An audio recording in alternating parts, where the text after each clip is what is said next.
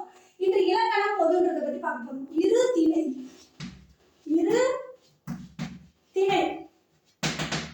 திணை இரண்டு வகைப்படும். திணைனா ஒழுக்கன்ற பொருள். உயர்திணை, அஃறிணை. ஆறறிவுடைய மக்களை உயர்திணை என்று கூறுவர்.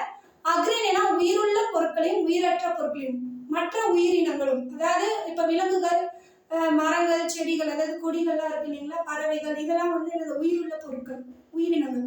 உயிரற்ற பொருட்கள் மீன்விசிறி, கரும்பலகை, இதெல்லாம் சொல்லல. உயிரற்ற பொருட்கள் புத்தகம், இது எல்லாமே அஃறிணை என்று கூறுவர்.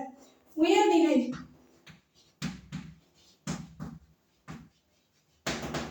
அஃறிணைனா அல்திணை.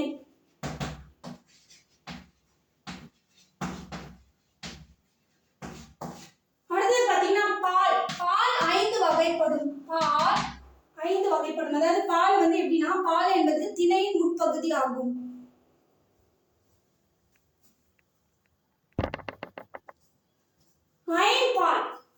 ஐம்பால் அப்படின்னா பால் என்பது திணையின் உட்பிரிவு ஆகும். பால் எப்படி பிரிக்கிறா, பகுப்பு, பிரிவு, பகுப்பு, பிரிவுன்னு பிரிக்கிறாங்க. பால் வந்து பகுப்பு, பிரிவு என்று பிரிக்கிறாங்க. அது ஐம்பால். அதாவது என்னது, ஆண் பால், பெண் பால், கலர்பால், ஒன்றன் பால், பலவின் பால் என்று. உயர்திணைக்குரிய பால்கள் அப்படின்னு பாத்தீங்கன்னா ஆண் பால், பெண் பால், பலர்பால், இந்த 3 பிரிவுகளுடையது. அஃறிணை பாத்தீங்கன்னா ஒன்றன் பால், பலவின் பால் என்ற 2 பிரிவுகளுடையது. இது உடைய பால்கள் எதுனா முப்பால்கள், அதான் 3 பிரிவுகள். இது இரு பால்கள், அதான் 2 பிரிவுகளுடையது. உயர்திணைக்குரிய பால்கள் என்னென்ன, பால் பகுப்புகள் என்னன்னா, ஆண் பால். ஆண் பால்னா ஆணினுடைய பெயர்களையோ இல்ல ஆணுக்குரிய சொற்களை குறிப்பது, அதாவது ஒருத்தரை மட்டும் குறிப்பது. இங்க பாத்தீங்கன்னா மகன், வீரன், அண்ணன், மருதன், தம்பி, அப்பா, இதெல்லாம் குறிப்பது ஆண் பால். பெண் பால் பெண்ணினுடைய சொற்களோ அல்லது பெண்ணுக்குரிய பெயர்களை ஒருத்தர் மட்டும் குறிப்பது. மகள், தலைவி, அரசி, கண்ணகி, இந்த மாதிரி குறிப்பது.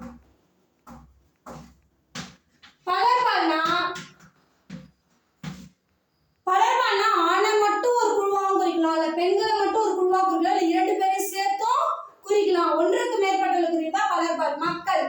மக்கள்ல பாத்தீங்கன்னா ஆண் பால் இருப்பாங்க, பெண் பால் இருப்பாங்க. ஆண்கள் இருப்பாங்க, பெண்கள் இருப்பாங்க இல்லையா.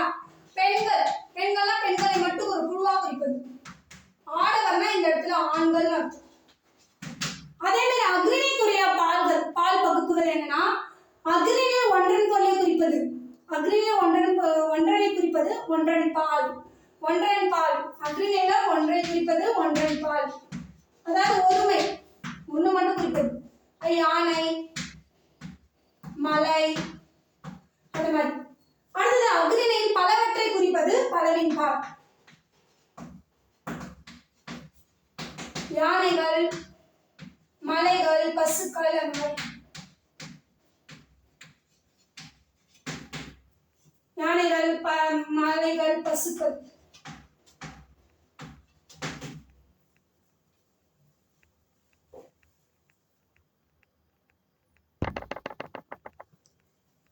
மூவிடம், தன்மை, முன்னிலை, படர்க்கை என இடம் 3 வகைப்படும். அதோட பெயர், வினை, எடுத்துக்காட்டு. பெயர்னா பெயர்களை குறிப்பது, வினைனம் செய்யற செயல்களை குறிப்பது. தன்மை பெயர்களை நான், யான், நாம், யாம். தன்மை வினைகள்லாம் வந்தேன், வந்தோம். முன்னிலை பெயர்கள் நீ, நீர், நீர், நீங்கள். முன்னிலை வினைகள் நடந்தாய், வந்தீர், சென்றீர்கள். படர்க்கை பெயர்கள் அவன், அவள், அவர், அது, அவை. படர்க்கை வினைகள் வந்தான், சென்றான், படித்தனர், பேசினார்கள், பறந்தது, பறந்தன. அதாவது ஆங்கிலத்துல first person, second person, third person சொல்றோம் இல்லையா, அதுதான் இது. தன்மை, முன்னிலை, படர்க்கை. தன்மைனா தன்னை பற்றி குறிப்பது, முன்னிலைனா நம்ம முன்னாடி இருக்கிறவங்களை குறிப்பது. தன்மை, முன்னிலை 2 பேர் இல்லாம யாரோ ஒருத்தர் குறிப்பதா படர்க்கை. இப்ப நமக்கு தேர்வுல கொடுக்கலாம், படர்க்கையில கீழ்கண்டவற்றில் படர்க்கை பெயரை குறிப்பது எது அப்படின்னு கொடுத்துட்டு ஆப்ஷன் நான், நீ, நீர், அவள் அப்படி கொடுத்துருந்தாலும் அதோட பதில் என்னன்னா அவள்.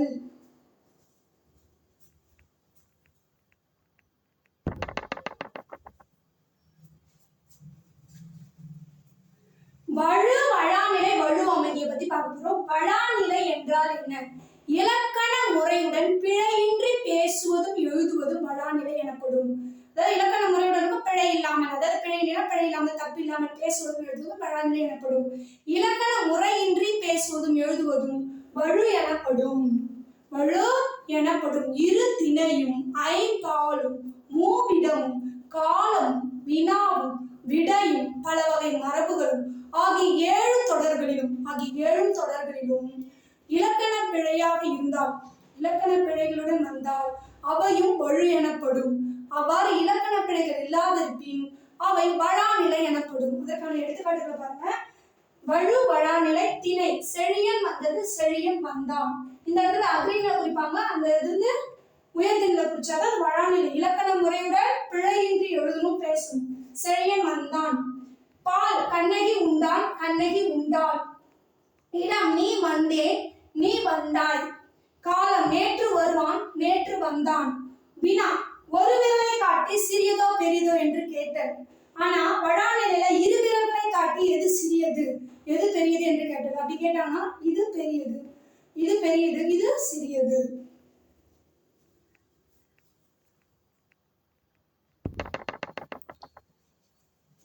அதோட தொடர்ச்சி. விடை கண்ணன் எங்கே இருக்கிறார் என்ற வினாவிற்கு கண்ணாடி பைக்குள் இருக்கிறது என்று விடையளித்தல். அதை கேள்வியா கிண்டலா விளையாடித்தல். கண்ணன் எங்கே இருக்கிறார் என்ற வினாவிற்கு கண்ணன் வீட்டிற்குள் இருக்கிறார் என்று விடையளித்தல். இதுதான் சரியான பதில். வழாநிலைனா என்ன? வழாநிலைனா இலக்கண முறையுடன் பிழையின்றி பேசுவதும் எழுதுவதும் தான் வழாநிலை எனப்படும். வழுனா இலக்கண முறையின்றி பேசுவதும் எழுதுவதும் வழு எனப்படும். மரம்ல பார்த்தீங்கன்னா தென்னை மரம் உள்ள பகுதியை தென்னந்தோட்டம் என்று கூறுதல். ஆனா அது சரியாக இல்லைன்னா தென்னை மரம் உள்ள பகுதியை தென்னந்தோப்பு என்று கூறுதல். தோட்டத்தை எப்படி எழுதணும்? தென்னந்தோப்பு என்று கூறுதல்.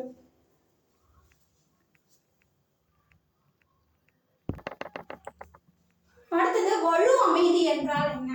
வழு அமைதி. வழாநிலை வழு பார்த்தோம். வழு அமைதினா என்ன அப்படின்னா, வழு அமைதி இலக்கண முறைப்படி பிழை உடையது எனினும் இலக்கண ஆசிரியர்களால் ஏதேனும் ஒரு காரணம் கருதி பிழை அன்று என ஏற்றுக்கொள்ளப்படுவது வழு அமைதி எனப்படும். திணை வழு அமைதினா என்ன? என் அம்மை வந்தாள் என்று மாட்டை பார்த்து கூறுவது திணை வழு அமைதி ஆகும். இங்கு ஓப்பின் காரணமாக, ஒரு மகிழ்ச்சியின் காரணமாக, ஓப்பின் காரணமாக அக்ரிணை உயர்திணையாக கொல்லப்பட்டது.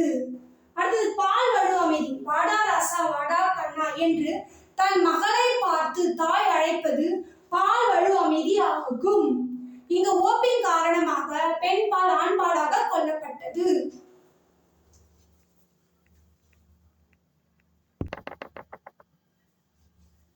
மூன்றாவது இட வழு அமைதி. மாறன் என்பவன் தன்னை பற்றி பிறரிடம் கூறும் பொழுது இந்த மாறன் ஒரு நாளும் பொய் கூற மாட்டான் என தன்மையினை பற்றி படர்க்க இடத்தில் கூறுவதுதான் இட வழு அமைதி ஆகும்.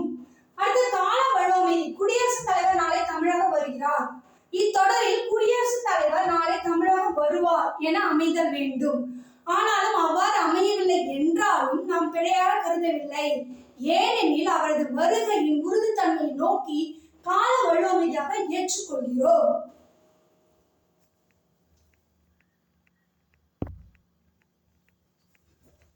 அடுத்து ஐந்தாவது மரபு வழு அமைதி. கத்தும் குயில் ஓசை சற்றே வந்து காதில் பட வேண்டும் பாரதியார் சொல்லியிருக்காரு. இங்கு குயில் கூவும் என்பதே மரபு. ஆனா இந்த குயில் கத்தும் என்பது மரபு வழு ஆகும். இங்க கவிதையில் இடம்பெற்றிருப்பதால் இது மரபு வழு அமைதியாக ஏற்றுக்கொள்ளப்பட்டுள்ளது. இப்ப உங்களுக்கு தேர்வுல கேட்கலாம், வழு அமைதி என்றால் என்ன? ஏதேனும் 2 வழு அமைதிகளை எடுத்துக்காட்டுடன் விளக்குக. நம்ம 5 படிச்சிருக்கோம். என்னது? திணை வழு அமைதி, பால் வழு அமைதி, இட வழு அமைதி, கால வழு அமைதி, அடுத்தது மரபு வழு அமைதி. வழு அமைதினா என்ன? இலக்கண முறைப்படி, இந்த விளக்கமா எப்படிதான் எழுதணும்? இலக்கண முறைப்படி பிழையா இருப்பினும், இலக்கண முறைப்படி பிழையுடையது எனினும் இலக்கண ஆசிரியர்களால் ஏதேனும் ஒரு காரணம் கருதி பிழை என்று என ஏற்றுக்கொள்ளப்படுவது வழு அமைதி ஆகும். அதுக்கு எடுத்துக்கிட்டு 2 நம்ம 2 மட்டும் திணை வழு அமைதின்னு போட்டுட்டு என் அம்மை வந்தாள் என்று மாட்டை பார்த்து கூறுவது திணை வழு அமைதி ஆகும். இது ஓப்பின் காரணமாக அக்ரிணை உயர்திணையாக கொல்லப்பட்டது. பால் வழு அமைதி. வாடா ரசா வாடா கண்ணா என்று தாய் தன் மகளை பார்த்து அழைப்பது வந்து பால் வழு அமைதி ஆகும். பால் வழு அமைதி ஆகும். இது வந்து ஓப்பின் காரணமாக பெண் பால் ஆண் பாலாக கொல்லப்பட்டது. இந்த 2 விளக்கங்கள் எழுதலாம். இல்லைன்னா நீங்க இட வழு அமைதி எழுதலாம். அதுக்கப்புறம் கால வழுவமைதி எழுதலாம், இல்லை மரபு வழுவமைதி எழுதலாம். என்னையில 2 தான் கேட்குறாங்க தேர்வு. அது மாதிரி நீங்கள் வழுவமைதின்னு என்ன கேட்டு இந்த 5ல் ஏதாவது 2 பற்றி எழுதுறோம். குறிப்பாக கேட்கலன்னா நம்ம 2 பற்றி ஏதாவது எழுதுறோம்.